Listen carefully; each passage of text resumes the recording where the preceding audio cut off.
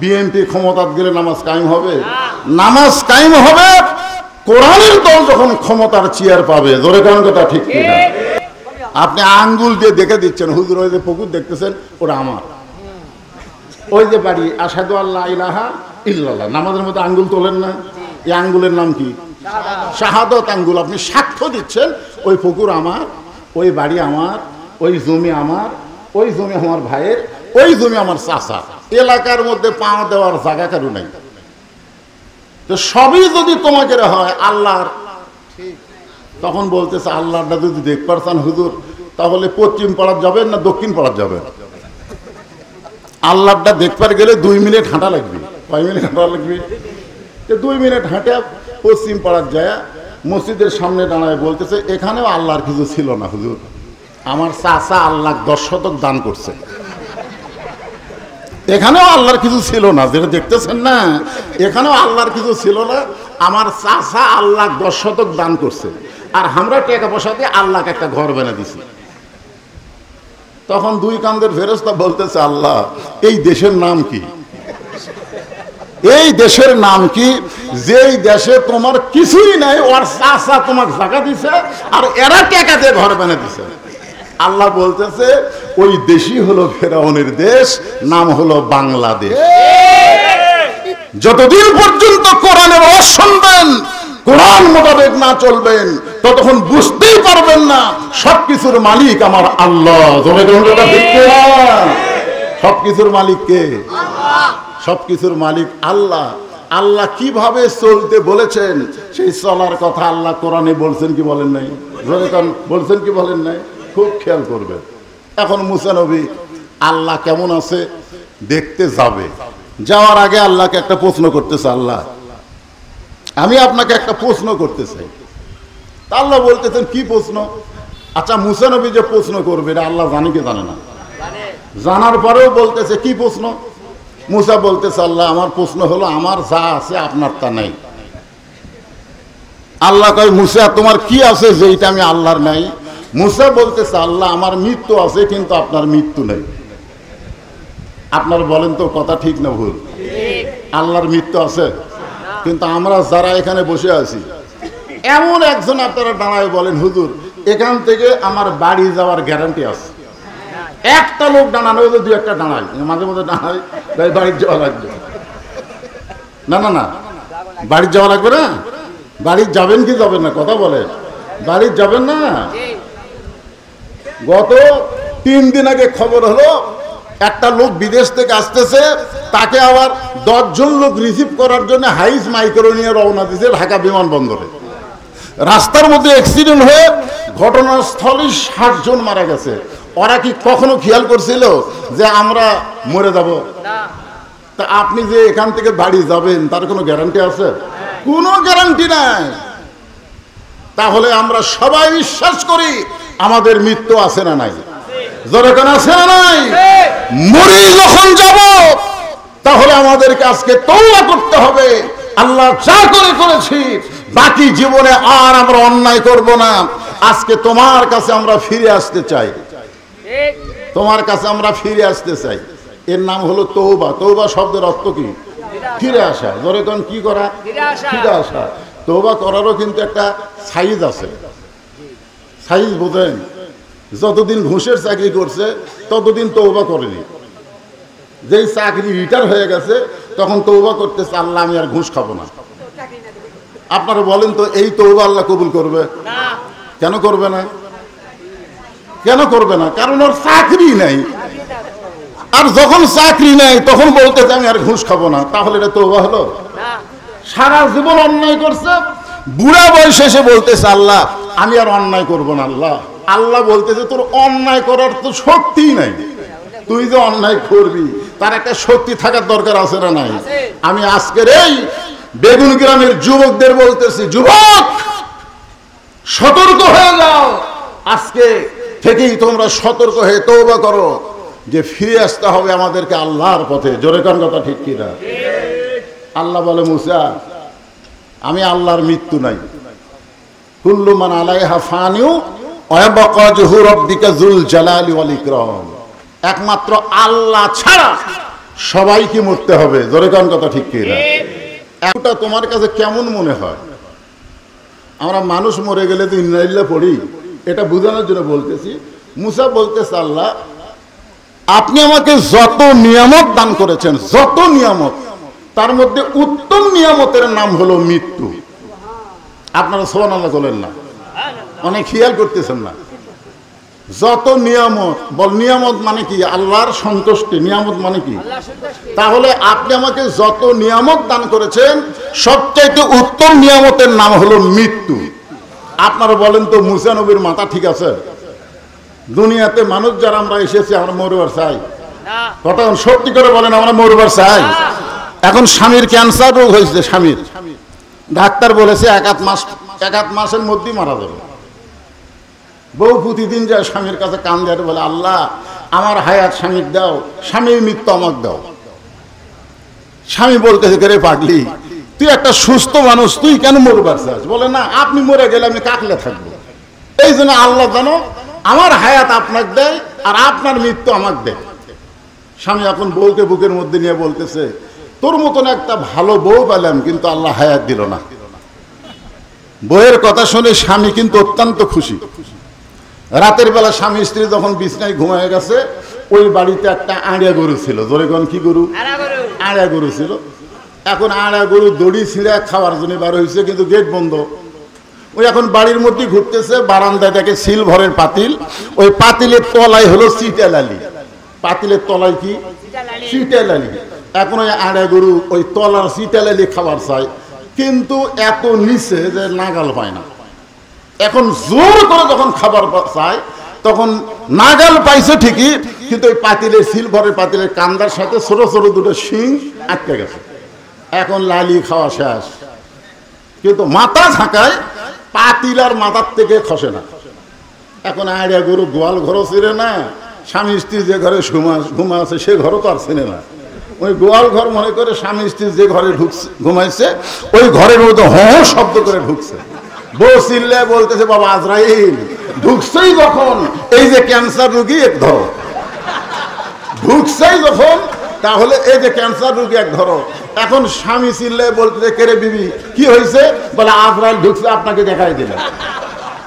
স্বামী বলতেছে, সকালবেলা তুই কইলি যে আমার হায়াত আপনার দেখ, আপনার মৃত্যু আমার দেখ। বউ বলতেছে, মৃত্যুর কথা মুখে বলা যায়, কিন্তু অন্তর থেকে কেউ মরবার চায় না। কথা ঠিক। অথচ মুসা নবী বলতেছে, আল্লাহ আপনি আমাকে যত নিয়ামত দান করেছেন, তার মধ্যে উত্তম নিয়ামতের নাম হলো মৃত্যু। আল্লাহ বলতেছে, মুসা মানুষ মরবার চায় না, সেই মৃত্যু তোমার কাছে উত্তম হওয়ার কারণ কি? মুসা বলতেছে, আল্লাহ তিনটা কারণ। জোরে বলেন, কয় কারণ? এক নম্বর কারণ হলো, না মরলে জান্নাতে যাওয়া যাবে না। সুবহানাল্লাহ বললেন। আপনারা মুসলমান, মরে কোথায় যাবেন? এই মুসলমান মরার পরে কোথায় যাবেন? আপনার দেহ যাবে কবরে, কিন্তু আপনার ভিতরে রুহুর কোনো কবর হবে না। এই পাখিকে আল্লাহ ইল্লিন নামক জান্নাতের বাগানে কিয়ামত পর্যন্ত জায়গা দিবে। জোরে কান সুবহানাল্লাহ। এখন চিন্তা করেন, মরাটা ভালো না খারাপ? আমাদের জন্য মৃত্যু ভালো না খারাপ? তাহলে আমরা বিপদের আয়াত পড়ি কেন?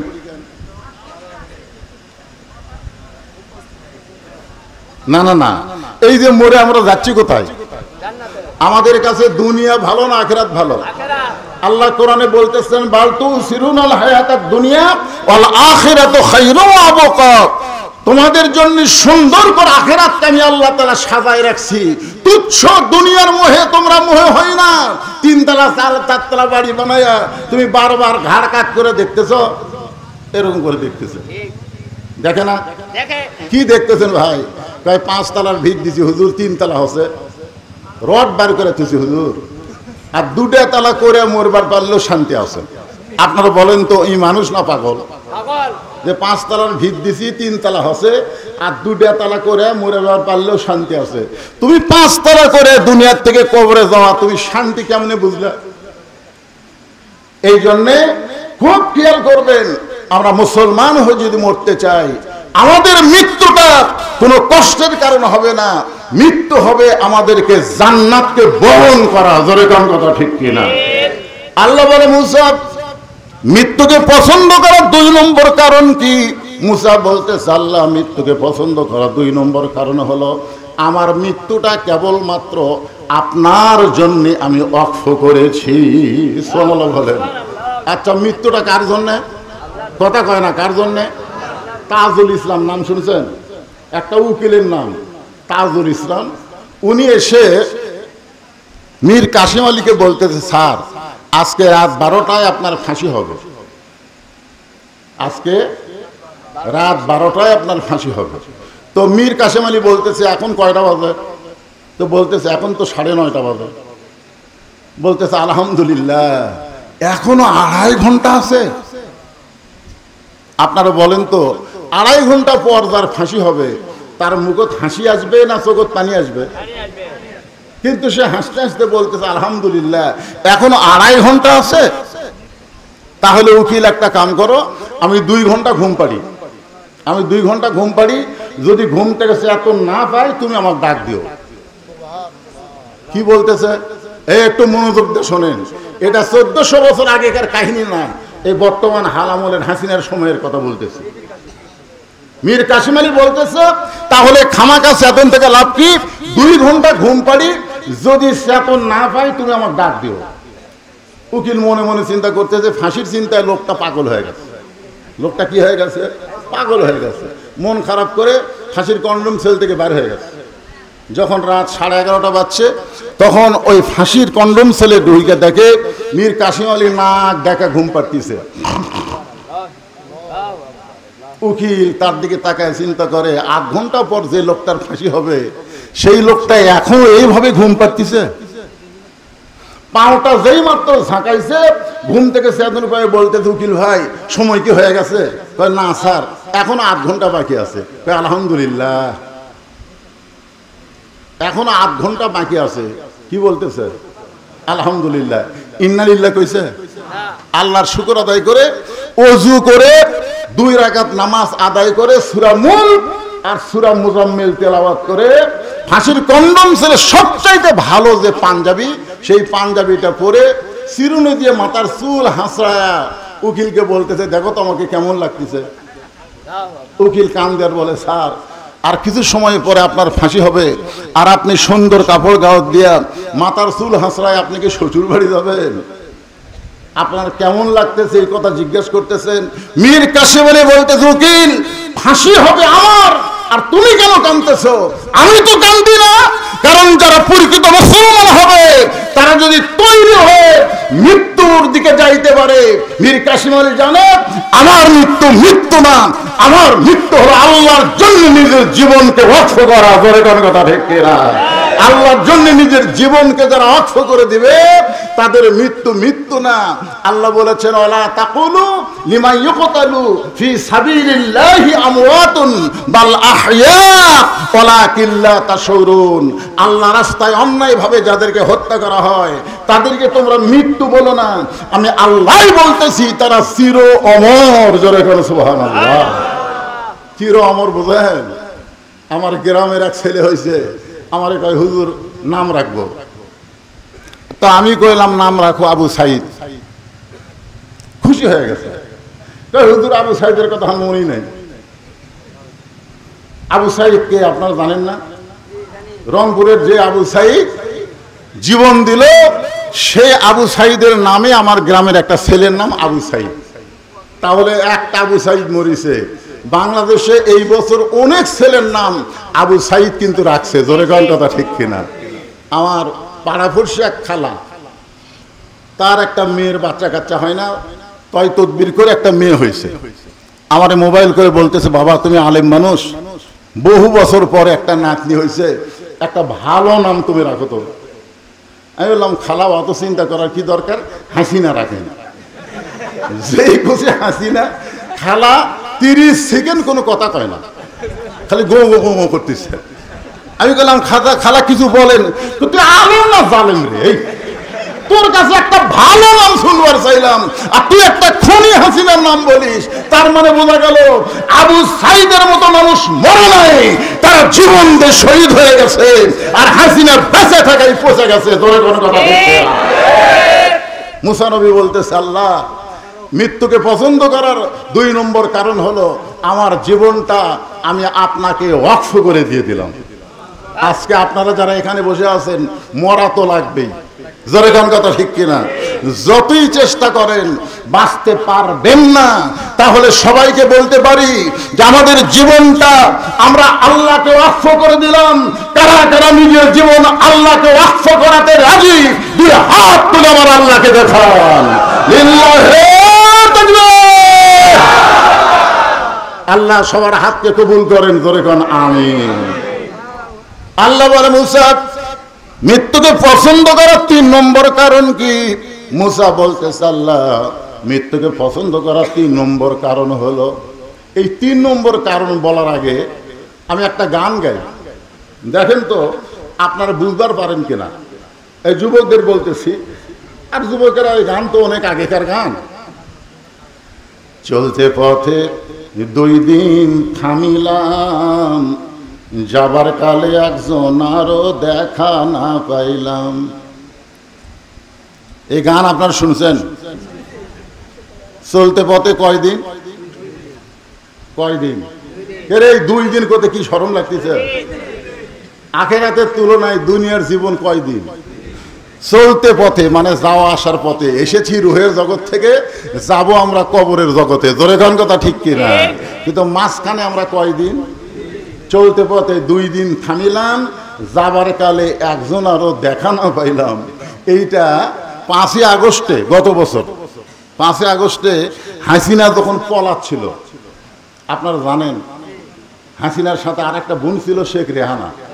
হাসিনা আর শেখ রেহানা যখন বিমানের দিকে যাচ্ছে, তখন হাসিনা কিন্তু খালি চারিদিকে তাকাচ্ছে, আর শেখ রেহানা খালি নিচের দিকে তাকা হাঁটতেছে, মাটির দিকে তাকা হাঁটতেছে, আর হাসিনা খালি চারিদিকে ভাবে তাকায়।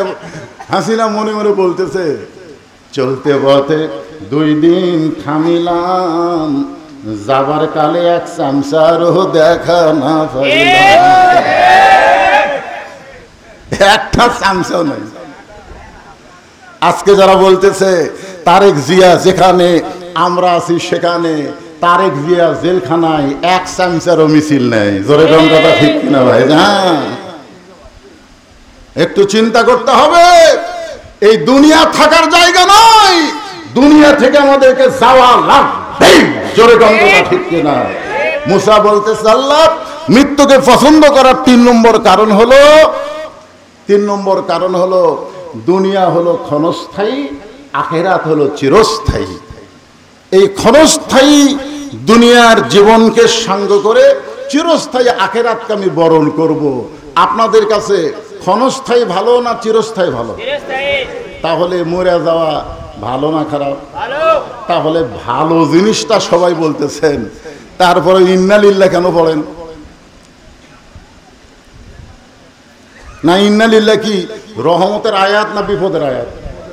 যেখানে আল্লাহ বলতেছেন ইজা মানে কি, যখন আসবাতুহুম মুসিবা, তোমাদের উপরে বিপদ আপদ মুসিবত আসবে, কলু তখন তোমরা বলবে ইন্না লিল্লাহি ওয়া ইন্না ইলাইহি রাজিউন। আপনারা বলেন তো বর্তমানে সবচাইতে বড় বিপদ কি? যেই বিপদ দেখলে ইন্না লিল্লাহ বলা লাগবে। বুঝতে পারতেছেন না? বর্তমানে আমি 3টা বিপদের কথা কব। সবচাইতে বড় বিপদ হলো আমরা কোরআনের ওয়াজ শুনি কিন্তু কোরআন কায়েমের আন্দোলন করি না, জোরে কোন কথা ঠিক কিনা? কোরআনের ওয়াজ শুনবো, আবু জেহেলের মতন সারা রাত শুনবো। আবু জেহেল তো বসার চান্স পায়নি, ওরকম দাঁড়িয়ে থেকে ঘন্টার পর ঘন্টা কোরআন শরীফ শুনছে, জোরে কোন কথা ঠিক কিনা? শোনেনি? কথা কোন শোনেনি? সকালবেলা গিয়া মিটিংয়ের মধ্যে মুখ ফসকে বলে দিচ্ছে, হঠাৎ মুখ ফসকে বলে গেছে এত সুন্দর কোরআনের বাণী, রাতটা কোন দিক দিয়ে গেল আমি বুঝবারই পারিনি। এত সুন্দর কোরআনের বাণী, রাতটা কোন দিক দিয়ে গেল আমি আবু জেহেল বুঝবারই পারিনি। তা আবু সুফিয়ান বলতেছে নেতা, যে কোরআন শুনতে রাত কোন দিক দিয়ে যায় বোঝা যায় না, সেই কোরআন ধরলে অসুবিধা কি? না শুনলেই যদি এত মজা লাগে তাহলে ধরলে অসুবিধা কি?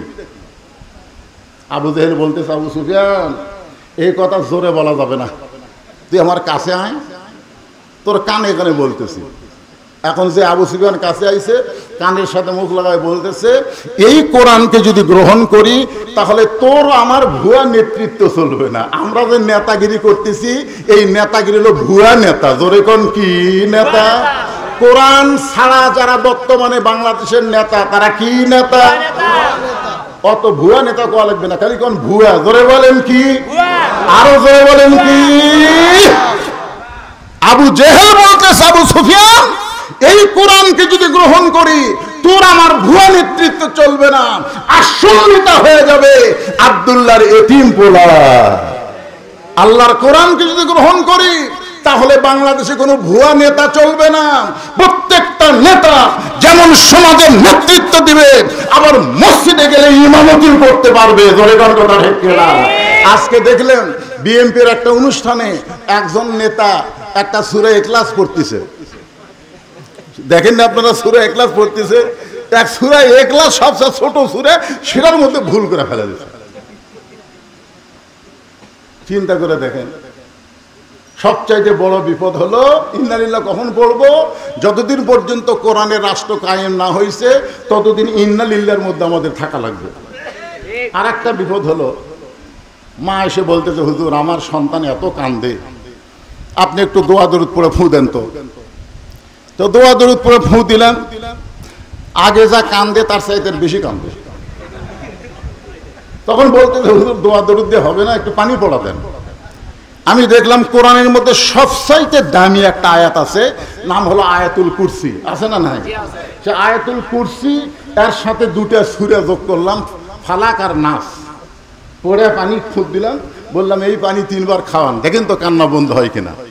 পানি 3 বার খাওয়ানোর পরে মা এসে আমাকে বলতে যে, হুজুর বর্তমানে দোয়া দরুদের দাম নেই, বর্তমানে দোয়া দরুদের কাম হবে না। আমি চিন্তা করলাম, দোয়া দরুদ দিয়ে কাম হবে না, তাহলে কি দিয়ে কাম হবে? যাই হোক, মনটা আমার খুব খারাপই হলো। কয়েকদিন পরে মেয়েটাকে বললাম, মা তোমার সন্তান আর কান্দে। বলে আর কান্দে না হুজুর। তো কোন দোয়ায় কাম হবে? কারণ না, কোনো দোয়া লাগেনি তো, ওর বাপ একটা মোবাইল কিনে দিচ্ছে, যখনই কান্দে তখনই চালু করে সামনে দেয়, ওরা কান্না বন্ধ হয়ে যায়।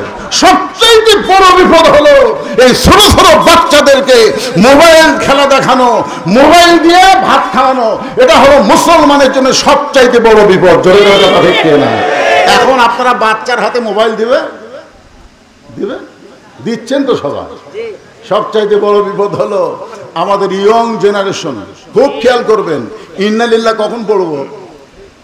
রাস্তার ধারে দাঁড়ায় পেশাব করতেছে, রাস্তার ধারে দাঁড়ায় পেশাব করতেছে। ওটা দেখার পরে এক লোক মসজিদে যায় বলতেছে, নাউজুবিল্লাহ নাউজুবিল্লাহ।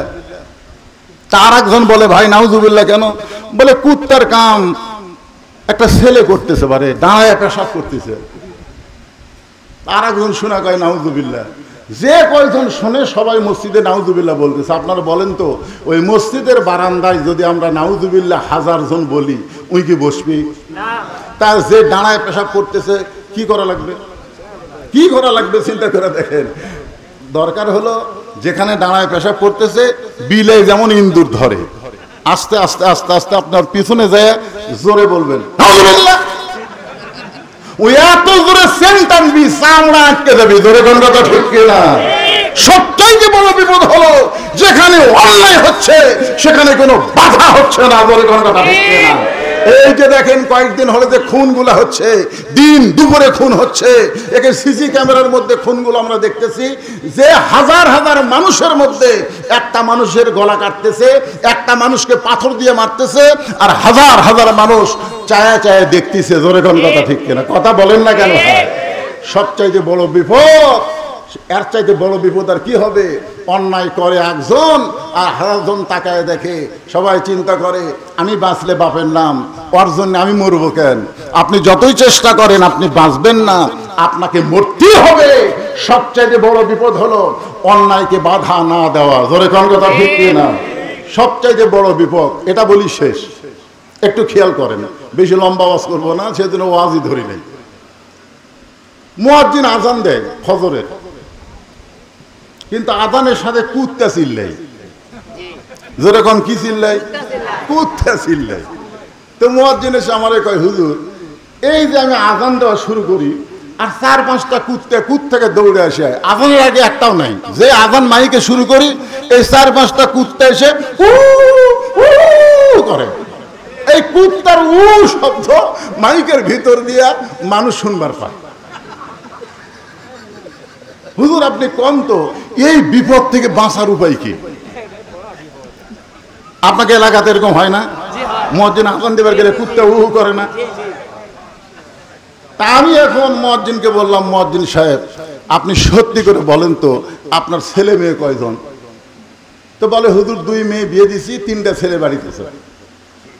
আচ্ছা আপনি যে আজান দেন আপনার ছেলেরা কি মসজিদে আসে? না হুজুর এরা নামাজে পড়ে না। কি বলতেছে? মসজিদে আসা তো দূরের কথা, এরা নামাজই পড়ে না। আমি বললাম মুয়াজ্জিন আল্লাহ কোরআনে বলেছেন কু আনফুসাকুম ওয়া আহলিকুম নার, জাহান্নামের আগুন থেকে যদি বাঁচতে চাও তাহলে একলা বাঁচো না, তোমার আহাল পরিবার নিয়ে বাঁচতে হবে। জয়গণটা ঠিক কি না? আজকে আমরা অনেকে একা একা বাঁচতে চাই। আমাদের আহাল পরিবার, সমাজ এবং রাষ্ট্র বাঁচলো কি বাঁচলো না এই চিন্তা আমরা করি না। মসজিদ আল্লাহর ঘর, চলো আল্লাহর ঘরে গিয়ে আল্লাহর ইবাদত করি। সমাজ শয়তানকে দিব আর মসজিদ আল্লাহ। মসজিদের মধ্যে গেলে আওয়ামী লীগ, বিএনপি, জাতীয় পার্টি, জামাত এক কাতার হয়ে নামাজ পড়বো আর মসজিদ থেকে বের হয়ে এক একজন এক এক দল করব। জোরে কোন কথা ঠিক কিনা? এটা কি রহমত না বিপদ? মসজিদের মধ্যে যান, যায় দেখেন তো আওয়ামী লীগ, বিএনপি, জাতীয় পার্টি, জামাত, তাবলিগ, পীর মুরিদি, খাড়া টুপি, লম্বা টুপি, বেটা টুপি, এলা এক একজন কি এক এক কাতার হয় না সবাই মিলে এক কাতার হয়? আপনি বলেন তো, আপনি ছোট টুপিওয়ালার কাছে যদি আপনাকে এলাকায় লম্বা টুপি আছে না নাই, উনি যদি মসজিদে যায় 2 হাত ফাঁকে থাকে, আপনি কি টানে কাছে নেন না? টানে কাছে নেন না ভাই? কি বলেন? কাতার ফাঁক করা যাবে না, ফাঁকের মধ্যে কে ঢুকবে? আচ্ছা আওয়ামী লীগ আর বিএনপি 2 জন মিলে গোড়া সোজা করতেছে না, পায়ের গোড়া সোজা করতেছে না, এই যে কাতারের দাগ দেখ। এখন সবাই কাতার সোজা করে, হুজুরের মা অসুস্থ, হুজুর মাকে নিয়ে হাসপাতালে গেছে। এখন সামনে কে যাবে? সামনে এখন কে যাবে? কাতার তো সোজা হয়ে গেছে। তখন আওয়ামী লীগের এক নেতা দেখতেছে জামাত ইসলামের এক হুজুর কাতারের মধ্যে আছে। এখন বলতেছে হুজুর, ও হুজুর আপনি সামনে যান। তখন হুজুর বলতেছে না ভাই, আপনার দল ক্ষমতাতে আছে, আপনি যান। তখন আওয়ামী লীগের লোক বলতেছে কে রে পাগল, আমার দল আওয়ামী লীগ, তোর দল জামাত ইসলাম, ওর দল বিএনপি, ওর দল তাবলিগ, সেটা হলো মসজিদের বাইরের কথা। মসজিদের ভিতরে আমরা সব ভাই ভাই, এখানে কোনো দলাদলি নেই। যাই ইমামতি করতে পারবে সেই সামনে যাবে, হতে পারে সে জামাত ইসলাম। ধরে কোন কথা ঠিক কিনা? ফেরেশতারা কয় আল্লাহ এটা রহমত না বিপদ? আল্লাহ বলতেছে এটা সবচাইতে বড় বিপদ। শুধু এই সামান্য জায়গার মধ্যে এরা এক কাতার, কিন্তু নামাজ শেষ করে যখন বার হবে এরা বহু দল হয়ে যাবে।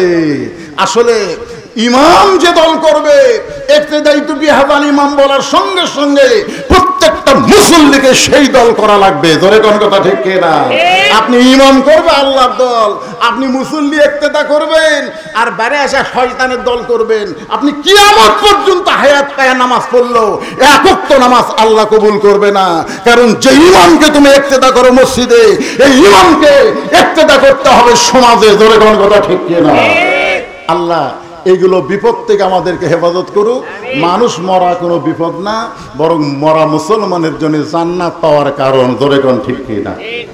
বক্তা এবং শ্রোতাকে আল্লাহ জি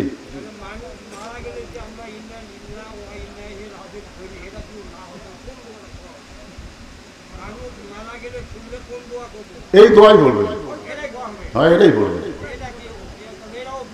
বিপদ লয়, এটার মধ্যে আর একটা বাংলা অর্থ আছে, সেটা বলবো। আগে গান দেখো। আচ্ছা গান, এই বসেন। আসলে মুরব্বী একটা মারাত্মক প্রশ্ন করছে, তাহলে আমরা এখন কি পড়বো? ইন্না লিল্লাহি ওয়া ইন্না ইলাইহি রাজিউন এর একটা বাংলা অর্থ আছে। সে অর্থের গান হলো কোন বনেরই পাখি তুমি আইলারে কোন বনে, আবার কোন বনেতে যাইতে হবে, পড়ছে নাকি মনে। ইন্না লিল্লাহি ওয়া ইন্না ইলাইহি রাজিউন। আমরা এসেছি আল্লাহর কাছ থেকে, আবার চলে যাচ্ছি কার কাছে? তো আল্লাহর কাছে কি হয়ে যাব? মুসলমান না বেঈমান? কথা বলেন, মুসলমান না বেঈমান? সারা জীবন নামাজ পড়েনি, সারা জীবন কোরআনের বিরুদ্ধচারণ করছে, ওই আল্লাহর কাছে যাচ্ছে। এই জন্যে ইন্না লিল্লাহি বলবেন, অসুবিধা নেই। এর আয়াতের অর্থের দিকে খেয়াল করে, মানুষ মরার পরে মুসলমান, আমরা মানুষ মরা না, মুসলমান মরলে আমরা এই আয়াতটাই বলবো ইনশাআল্লাহ। ইস্তিগফার করেন, আস্তাগফিরুল্লাহাল্লাযী লা ইলাহা ইল্লা হুয়াল হাইয়ুল কাইয়্যুম ওয়া আতুবু ইলাইহি। চাদর দেওয়া হয়নি এতক্ষণ? আচ্ছা ঠিক আছে ভাই, জানে ওটা বসা করেন না। আমি একটা মাজুর মানুষ, অসুস্থ মানুষ, আপনাদের নিয়ে একটু মোনাজাত করব, কি বিরক্ত হচ্ছেন? আর মোনাজাতের মধ্যে যদি কারো মন চায়, এই কোরআনের মাহফিলে যে এক ভাই মাশাআল্লাহ 1000 টাকা দান করছে, আল্লাহ তার দানকে কবুল করুক, জোরে কোন আমিন।